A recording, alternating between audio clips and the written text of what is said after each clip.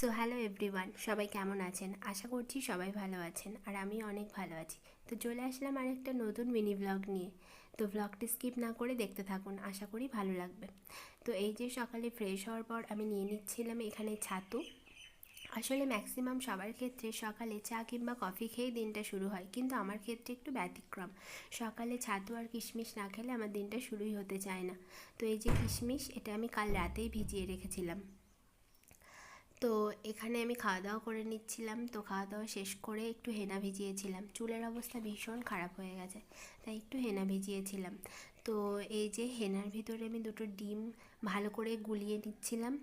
আর তারপর একটা গোটা লেবুই পুরো দিয়ে দিয়েছিলাম। ওই যে বললাম চুলের অবস্থা ভীষণ খারাপ হয়ে গেছে, সেই জন্য একটা গোটা লেবু দিয়ে দিয়েছিলাম। তো লেবুটাকে ভালো করে হেনার ভিতরে দিয়ে আমি ভালো করে মিক্স করে নিচ্ছিলাম যাতে ভালোভাবে মিশে যায়। তো তারপর এই যে কাজ নেই তো খইভাজ কথায় আছে, তো আমি একটু মেহেন্দি করে নিচ্ছিলাম, যদিও আমি ভালো মেহেন্দি করতে পারি না। তো তারপর এই যে দুপুরের খাবার। তো ব্লগটি আপনাদের কেমন লাগলো অবশ্যই কমেন্ট করে জানাবেন। ভালো